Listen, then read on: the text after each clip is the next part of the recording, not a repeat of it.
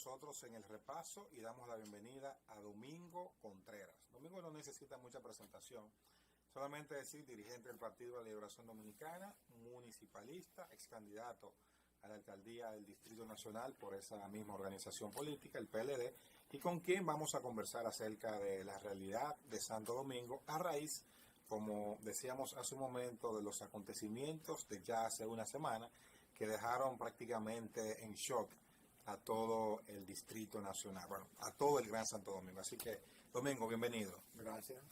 Un honor para nosotros que esté con nosotros. Eso es recíproco, tener la oportunidad de conversar con los amigos televidentes de estos desafíos que vive en particular nuestro territorio, pero no son nuestros. El mundo, hoy, el mundo está en plena COP27, sí, y los desafíos que representa hoy el cambio climático y los cambios que tienen las grandes ciudades del mundo, las metrópolis. Hay una narrativa por ahí que dice que lo del cambio climático es una falacia. De hecho, un presidente de los Estados Unidos lo sostenía. ¿Qué decirle a esa gente? Es que el cambio climático es una constante, digamos, del universo, y en particular el planeta Tierra que está en la Vía Láctea. Eso es consustanciar a la existencia nuestra. Es como que tú digas, los dinosaurios no existieron, no fue un meteorito. La Tierra no gira. No gira. No hemos tenido el desierto de Sahara, no fue ante un bosque. El petróleo no proviene de árboles que se convirtieron en un proceso poco geológico, se transformaron en hidrocarburos. Es decir, es la dinámica. Han existido épocas de glaciaciones, épocas de grandes sequías. Es una dinámica. La única diferencia es que es provocado por el hombre. Lo que digamos, la tesis es muy simple. ¿Qué es lo que pasa? Duramos millones de años para generar todo el mundo de los hidrocarburos. Y de la época industrial aquí, en menos de 200 años, lo que duró millones de años, lo hemos sacado a la atmósfera y hemos cambiado la composición de la atmósfera. Hemos buscado un indicador que es el CO2, pero no es solo el CO2, está el metano, está el cloro, están los cloruros. Hay un grupo de gases que tienen el efecto de generar un sistema de olla de vapor, que cuando los rayos del sol penetran a la Tierra, en vez de dispersarse de nuevo en la atmósfera, quedan atrapados, y eso paulatinamente genera un efecto de calor que, montado en las corrientes de aire, en la corriente oceánica, cambia la dinámica y los factores, en especial la temperatura, y con eso es suficiente para dimensionar una serie de eventos que se dan en la Tierra. Usted puede creerlo. O sea, gracias a ese fenómeno, una brisa que pudiera ser ordinaria se convierte en un ventarrón asesino. Correcto. Por ejemplo, ¿cómo se forma un tornado?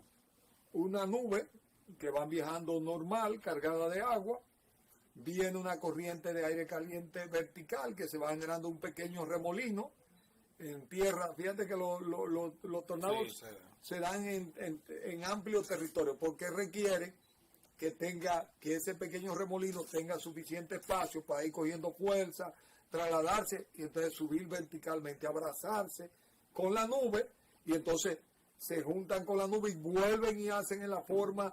La nube baja hasta el suelo y se trasladan, pero ya todo ya la fuerza a su paso. Correcto, ya la fuerza que quieren. Entonces, son fenómenos que están debidamente estudiados y que usted lo puede ver en cualquier lugar. Lo que vivimos el viernes, ya hace una semana, en términos simples, ¿cómo uno explicar algo que nos tomó desprevenido? Sí, mira, nosotros tenemos que fortalecer nuestra política de prevención, y yo creo que llegó el momento que en el país pasemos de tener una oficina nacional de meteorología a tener un instituto de cambio climático, y donde se genere el equipamiento que se ha hablado, todo el equipamiento que requiere, pero no solo el equipamiento físico, también el pago adecuado al personal. Por ejemplo, ¿cuántos climatólogos hay en la Oficina Nacional de Meteorología? No hay climatólogos. En el país habían 2, uno se fue a Estados Unidos y queda que era una italo-dominicana. No es dominicano. Dominicano había uno, Italo, Y se fue. la Universidad de Cornell en Estados Unidos, se lo jaló. Pero nosotros tenemos, ya esos profesionales son fundamentales para un país como la República Dominicana, que es uno de los 10 estados más afectados por el cambio climático. Entonces, pero la oficina, eso es una oficina, no tiene que ser un instituto con independencia.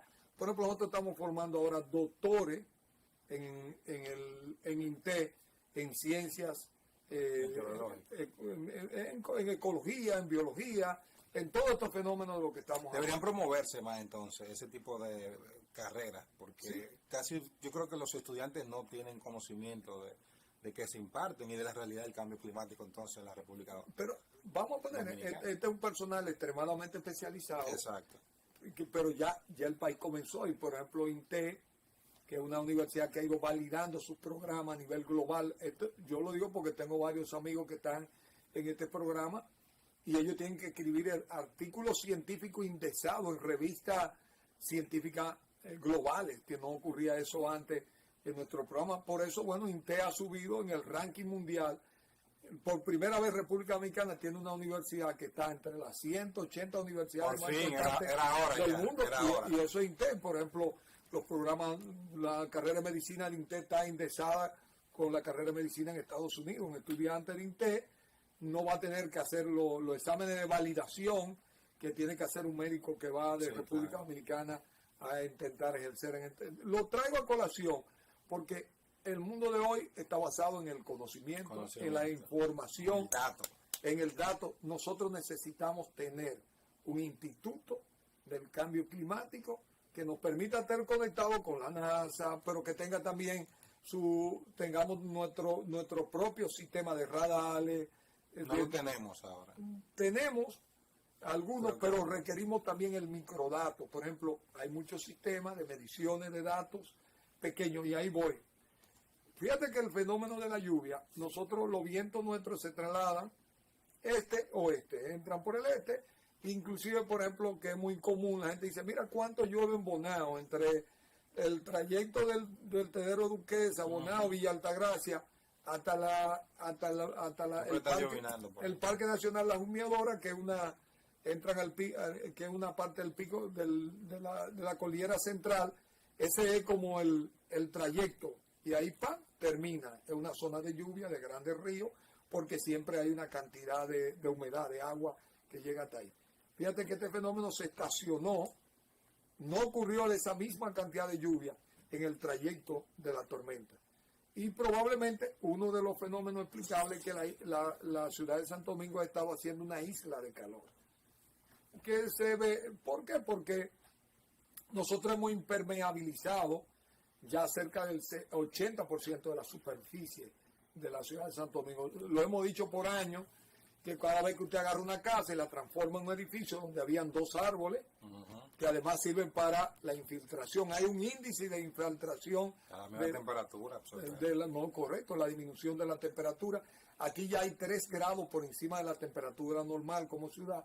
Y eso genera, en un periodo de lluvia, te genera un cambio en la corriente de aire que sube, y ese aire caliente tiende a potenciar un fenómeno que va como el que vimos, de una tormenta, y entonces crea un hecho local, como lo crea el tornado.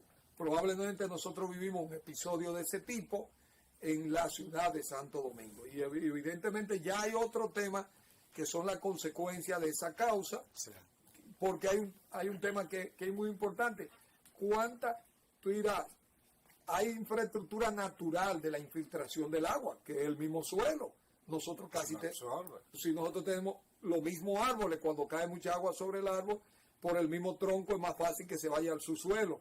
Pero, por ejemplo, la ciudad de Santo Domingo también tiene sus sistemas naturales de drenaje de agua. Tiene unos sistemas de laguna en la pradera, por el sector de Paraíso, por la urbanización Fernández, y los sistemas de cañada. Aquí hay un sistema de 26 sistemas de cañadas, pero evidentemente aparte, digamos, ya de la infraestructura construida que se tiene con los sistemas de drenaje. Entonces, ese es un tema que lo he dicho, la ciudad de Santo Domingo tiene un gran desafío ambiental. Nosotros tenemos que hacer un pacto por la sostenibilidad ambiental de la ciudad, que pasa también por los constructores. Nosotros tenemos unos promotores que cuando le estamos dando una permisología para un predio, debe dejarse una parte para infiltración de agua en el suelo y debe también haber una parte de arbolado para ayudar también a estos fenómenos, y debe haber un pago para la creación de un fondo verde que permita también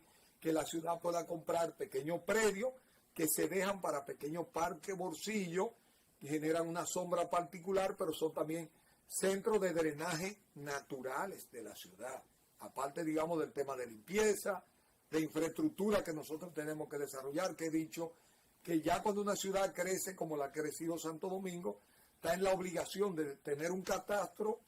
Y en este caso, yo he dicho que el presidente de la República, que ha tenido una política de la alianza público-privada y del fideicomiso, tienen el subsuelo de la ciudad de Santo Domingo ya infraestructura construida que se han ido construyendo con el metro, sí, y otras que se han construido de manera particular. Por ejemplo, en la Núñez de Cáceres, a partir de la laguna, hay un ducto que se construyó con la OPRE que desemboca en el Mar Caribe.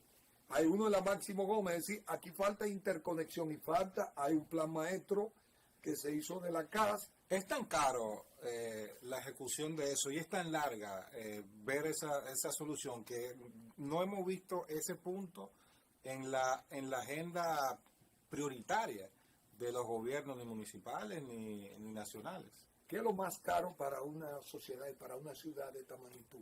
Poner en riesgo la vida de su gente. Eso es lo más caro que puede haber. Lo que pasó. Correcto, tu mayor recurso que tú tienes no son la torre, no son los centros comerciales, son tus recursos humanos.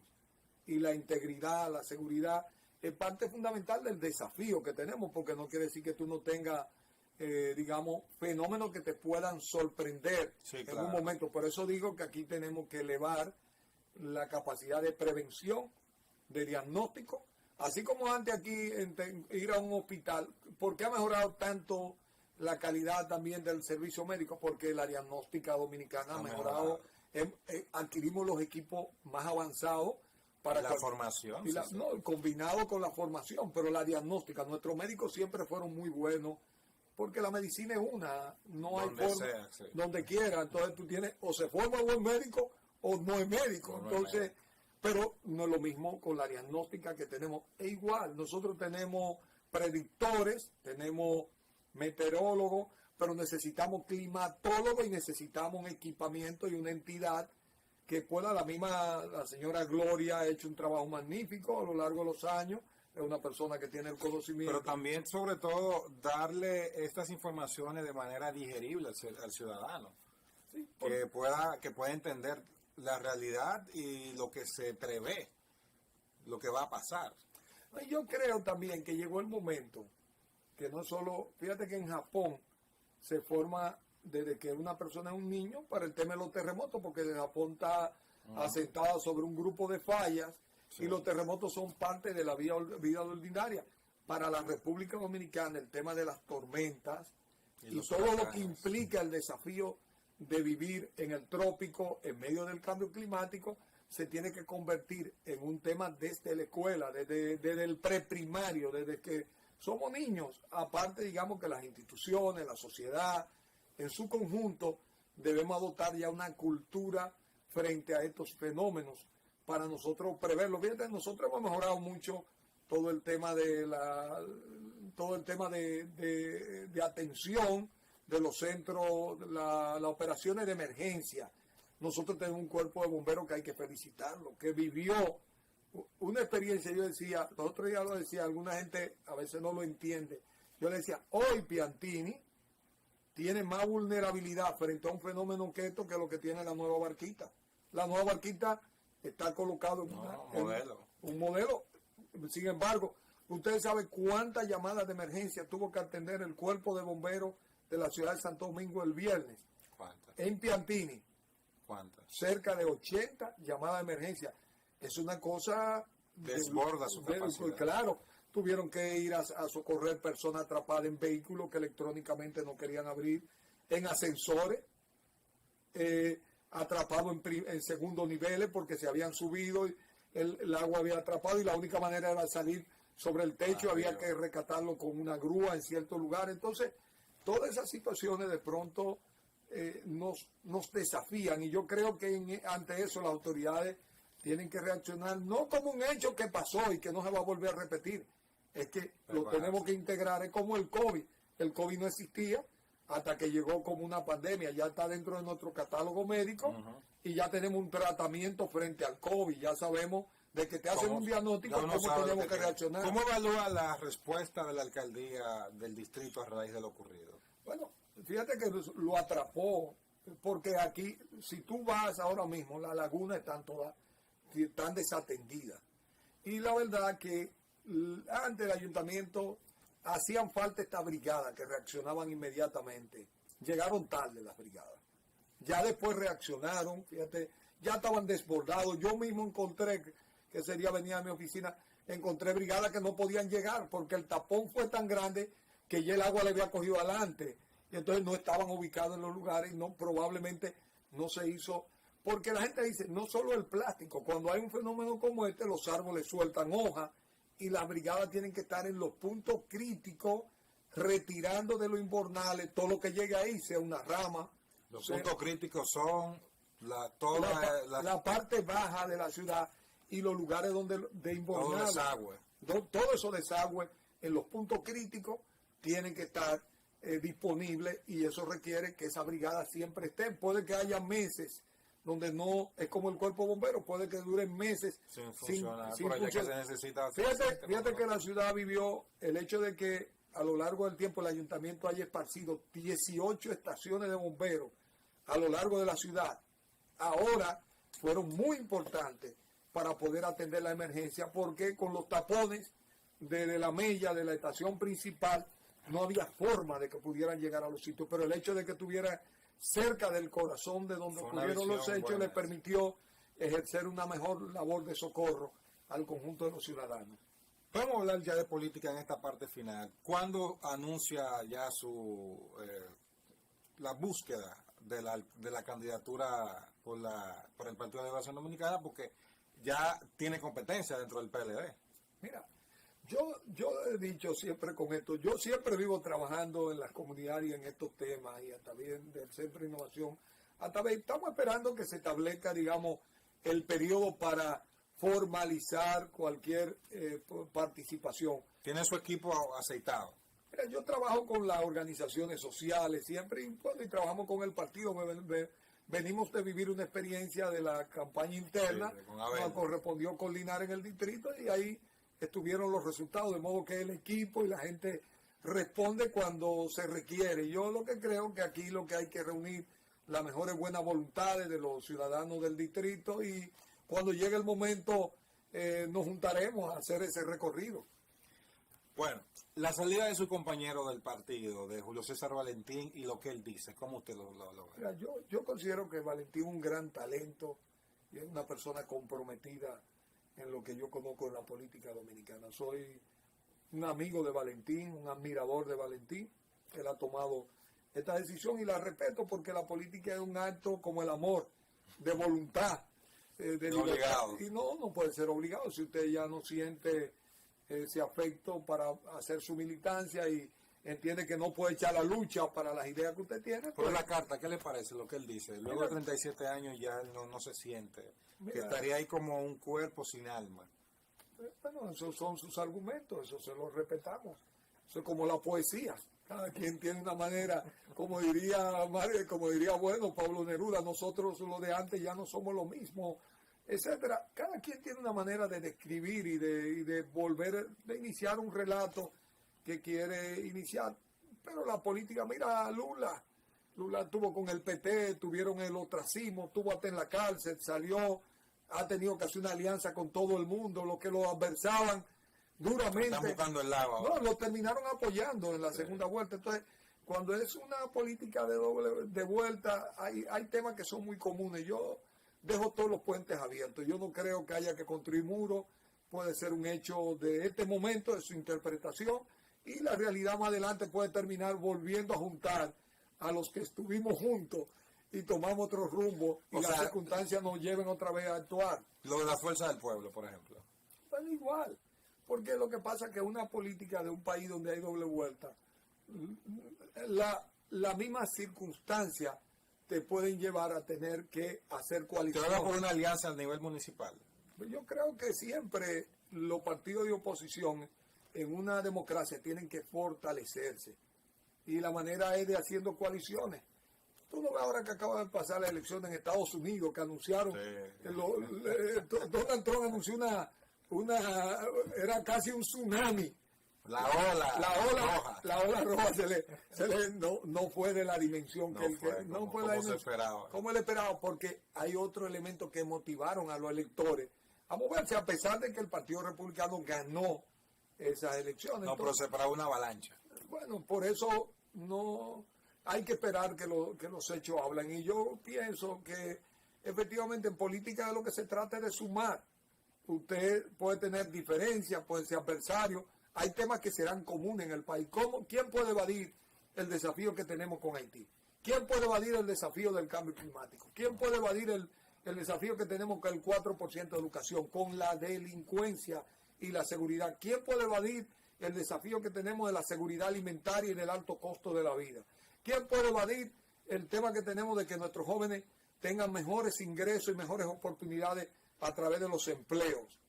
¿Quién puede evadir que el dominicano es un ser emprendedor, que le gusta el progreso y mejorar la calidad de vida y que requiere crédito más blando, acompañamiento, programas de vivienda más económica, estabilidad económica? Entonces, todo eso son parte de una agenda. No hay un amplio espectro para ponerse de acuerdo y interactuar de manera conjunta para construir un proyecto exitoso, tanto en lo político como en el ejercicio del gobierno. Entonces, yo creo que sí. Bueno, hubo palabras. Domingo, muchísimas gracias por haber estado con nosotros. Esperamos que más adelante, ya cuando la campaña entre en lleno, también podamos tenerle. Siempre es interesante tratar estos temas de municipalidad, de planificación, de organización y por supuesto de política. Así que gracias, Domingo, por habernos acompañado. Y ustedes no se muevan, que todavía tenemos más contenido.